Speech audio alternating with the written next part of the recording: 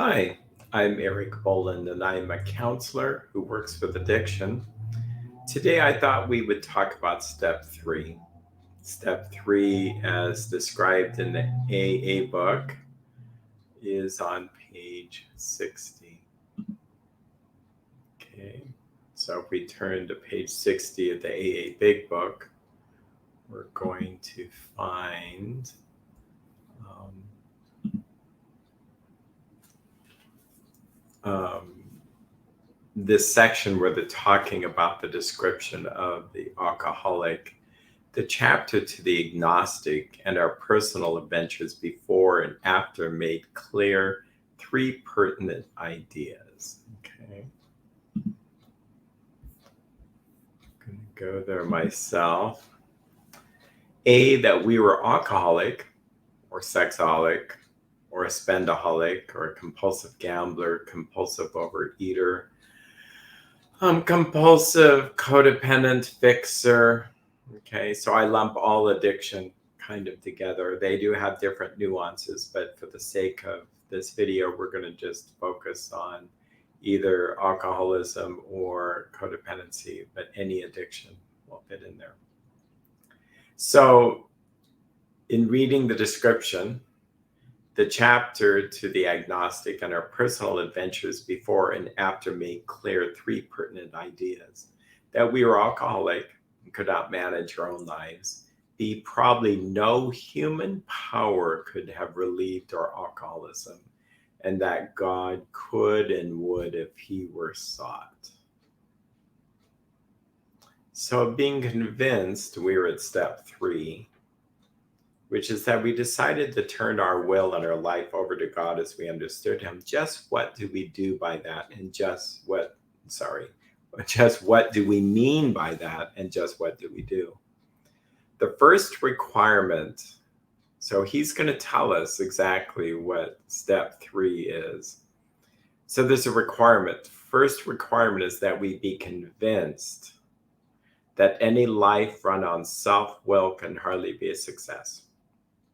On that basis, we're almost always in collision with something or somebody, even though our motives are good.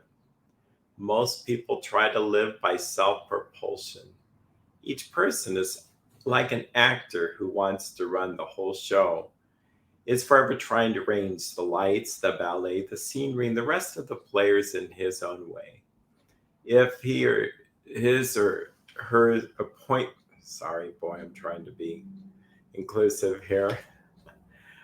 If their arrangements would only stay put, if only people would do as they wish, the show would be great. Everybody, including himself, would be pleased. Life would be wonderful. In trying to make these arrangements, our actor may sometimes be quite virtuous. They may be kind, considerate, patient, generous, even modest and self-sacrificing. On the other hand, they may be mean, egotistical, selfish, and dishonest. But as with most humans, they are more likely to have varied traits. What usually happens, the show doesn't come off very well. He begins to think life doesn't treat him right. He decides to exert himself more. He becomes, on the next occasion, still more demanding or gracious as the case may be. Still, the play does not suit him. Admitting he may be somewhat at fault, he is sure that other people are more to blame. He becomes angry, indignant, self-pitying. What is his basic trouble? Is he really not? Is he really, is he not really a self-seeker, even when trying to be kind? Are they not a victim of the delusion that they can wrest satisfaction and happiness out of this world if they only manage well?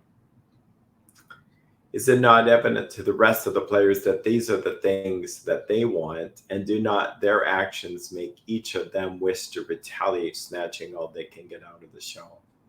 Is he not, even in his best moments, a producer of confusion rather than harmony?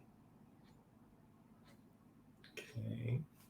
Shall we talk about this a little bit? Or, yeah, I think we'll talk about this a little bit. So,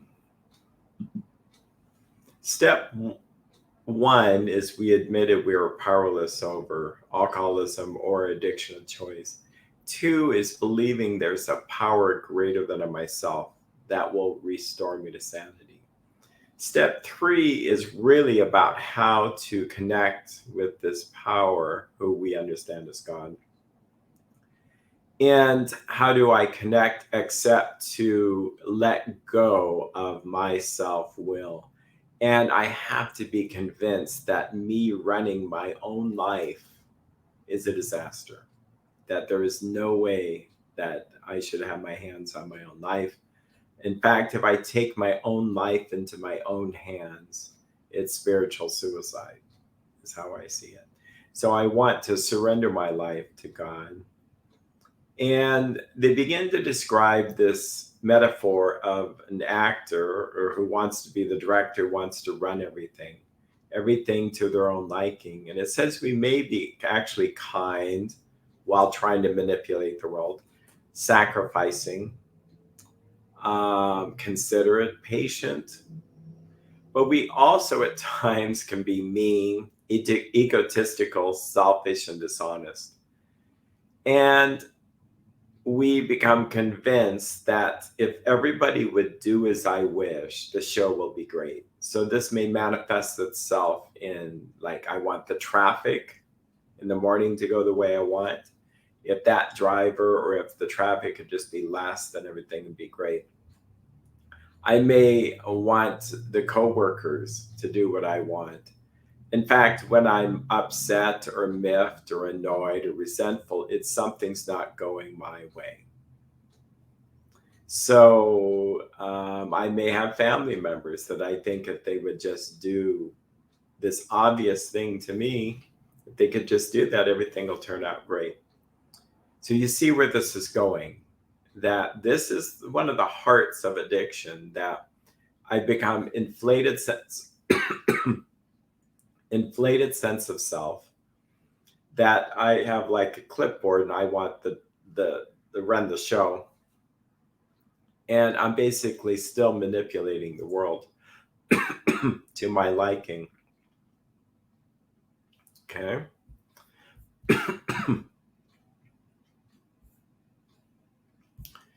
Our actor is sometimes, boy,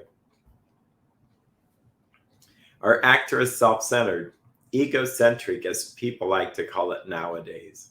Again, this was written in the late 30s, I believe, 1930s. He is like the retired businessman who lolls in the Florida sunshine in the winter, complaining of the sad state of the nation. The minister who sighs over the sins of the 20th century. Politicians and reformers who were sure all would be utopia if the rest of the world would only behave. The outlaw safe cracker who thinks society has wronged him. And the alcoholic who has lost all and is locked up. Whatever our protestations, are not most of us concerned with ourselves, our resentments, or our self-pity? Selfishness, self-centeredness, that we think is the root of our troubles, driven by 100 forms of fear, self-delusion, self-seeking, and self-pity. We step on the toes of our fellows and they retaliate. Sometimes they hurt us seemingly without provocation, but we invariably find that at some time in the past that we made decisions based on self, which later placed us in a position to be hurt.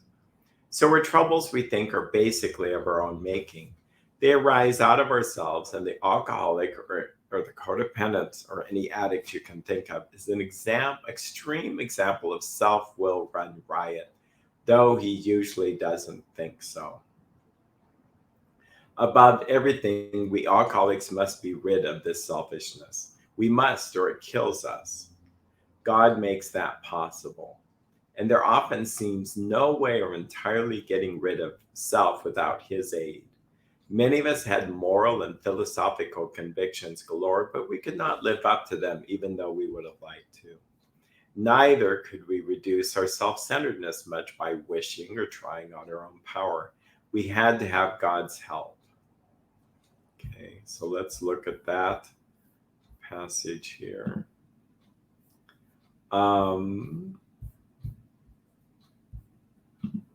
Yeah, there's a number of things here.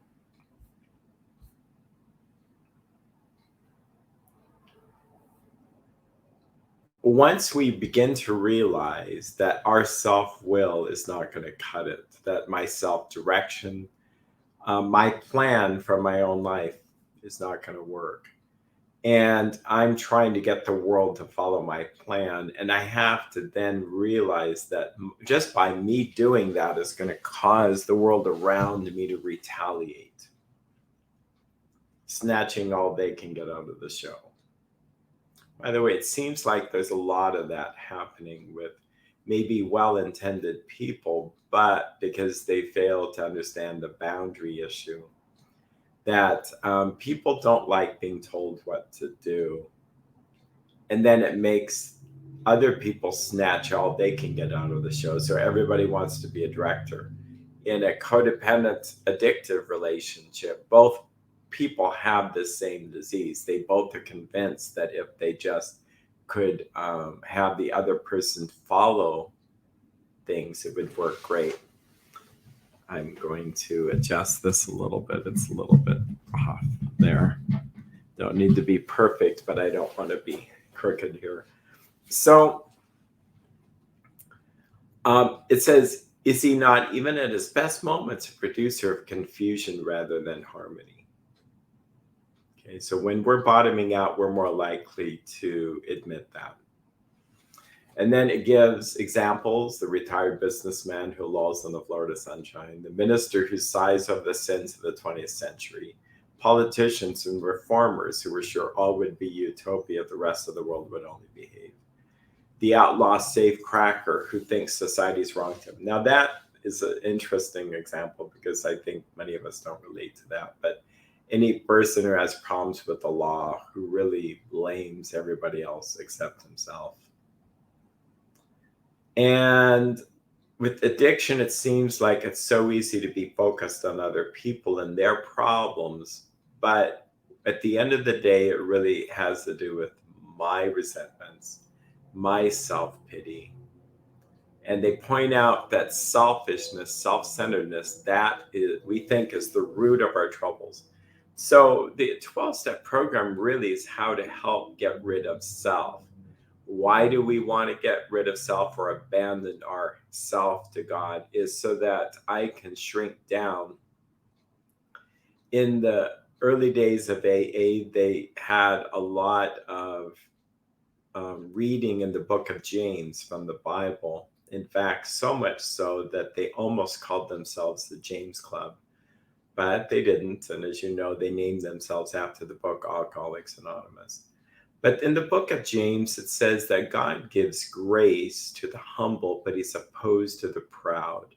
So anytime I'm inflated with self-thinking, self-powered, or self-direction, I'm actually chasing away God's power, and I won't have any power to stay sober. So every day it's imperative that I shrink down and become right-sized and try to avoid any kind of self-seeking or self-pity behaviors. And it says, so we get hurt by the world, and it's because we made decisions based on self, which later placed us in a position to be hurt. So this could be really challenging to pick apart here, but let's look at it. Maybe I do a really good job of planning a wonderful party. I'm really thoughtful, think of everything, colors, what people would like, or the right food allergies, who would be good mix, and everything. Now, say like the party doesn't go the way I want, and some people actually do things to hurt my feelings, okay? Now, if I had expectations of this party and my decisions were based on self, what I wanted to have happen, that's putting me in a position to be hurt. If I have no expectations other than I'm doing a good deed and it turns out maybe the place catches on fire or someone, says something really rude or something like that, I'm going to be much more hurt when I have expectations of people, society. If I don't have a lot of expectations and don't want a lot, and we'll later talk about getting rid of self, I'm going to be less hurt. Okay, so that's really challenging to understand. And of course, maybe there is a situation where someone hurts us and it seems like we had no part in it at all.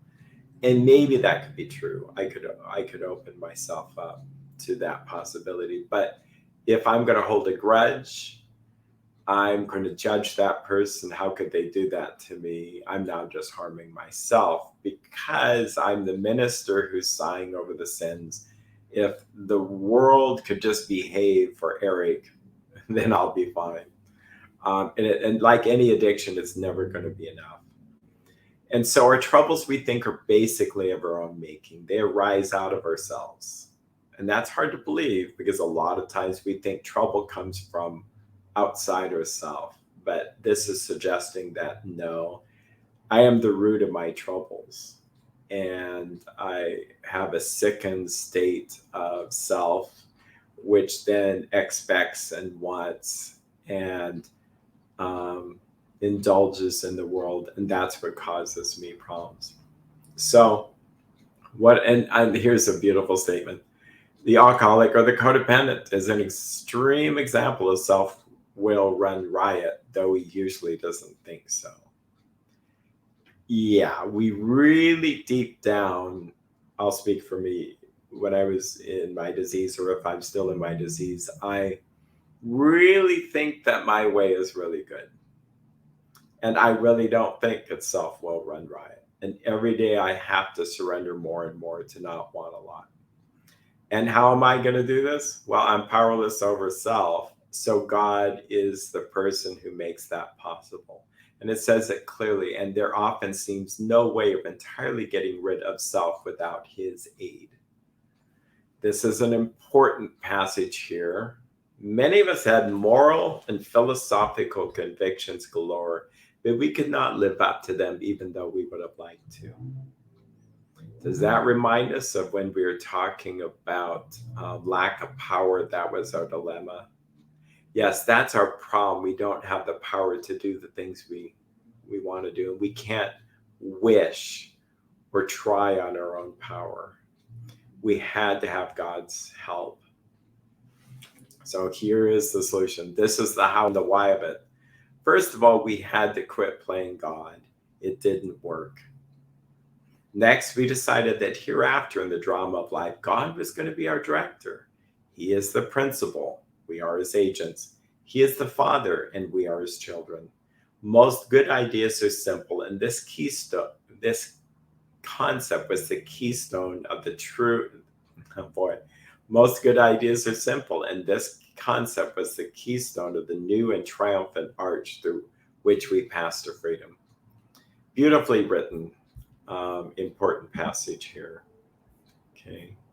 In fact, we don't really need to have me in the corner, so next time I'll try to get rid of me, reduce self there. So that's the heart of it. If I can let God be God, how am I trying to be like God or be God? By knowing everything, by trying to run the universe, by being everywhere at once. And these are false attributes to God, but like me being perfectionistic in the sense that I want everything the way I want everything. Okay. So if I become human again and become right-sized, the world around me gets much better.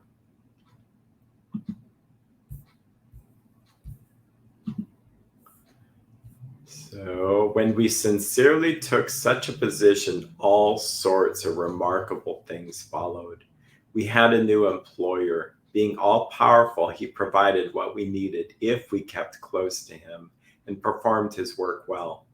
Established on such a footing, we became less and less interested in ourselves, our little plans and designs.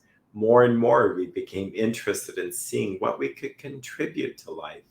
As we felt new power flow in, as we enjoyed peace of mind, as we discovered we could face life successfully, as we became conscious of his presence, we began to lose our fear of today, tomorrow, and the hereafter. We were reborn. Powerful. Key word is sincerely. Took such a position. The position of what? Trying to get rid of self. Not my will, but God's will be done. That's a simple prayer of step 3, by the way. We've become less interested in my plans, in ourselves, and more interested in what God's doing or what I could contribute to life. As we felt new power flow in. So I can encourage you, you will feel power flow in as you get rid of self, as you abandon yourself to God. You'll hear that phrase later in the AA book. Abandon means to say goodbye to let go of. If I'm abandoning Erik in the desert, I'm saying goodbye to him. And when I do that, great things happen. So we are now at step 3. Many of us said to our Maker as we understood him. And so this is a prayer. So when we were in the last reading just recently, it says something about we're at step 3. So it says we are now at step 3. There's the preparation for step 3 to turn my will and my life over to the care of God as I understood him. So how do I do that? Well, I have to be convinced that my life run on self-will. I have to put down the clipboard and let the world run the way the world needs to run instead of me running it. So then I'm now at step 3 and I can pray this prayer.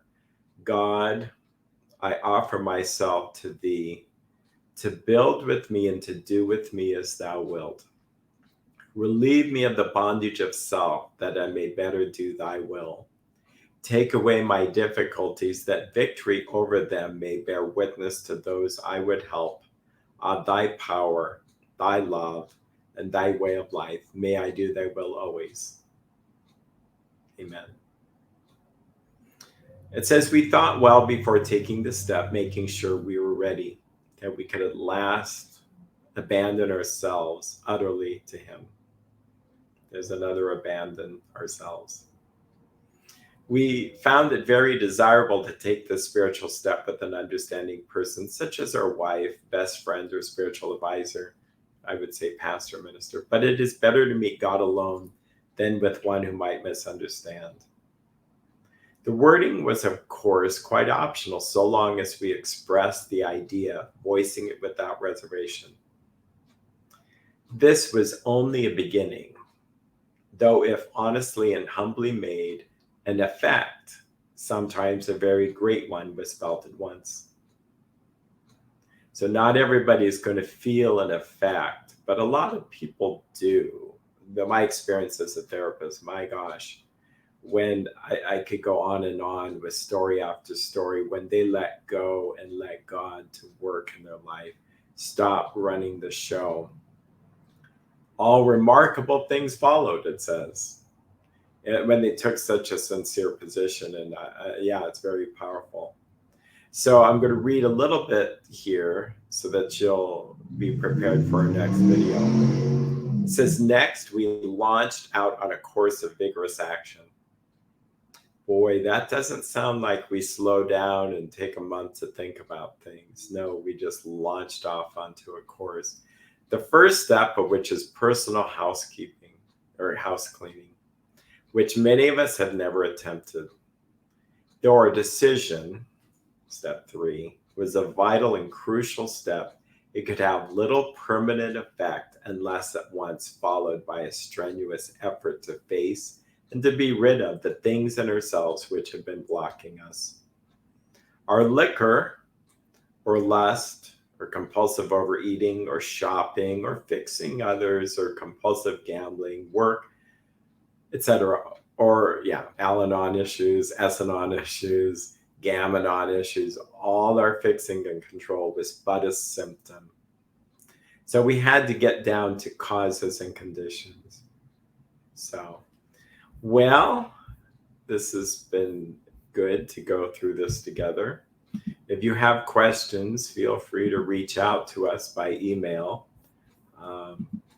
We can't get to everybody, but we try to. And a lot of times, questions help us know what videos to do. So with that, you have a great day of recovery.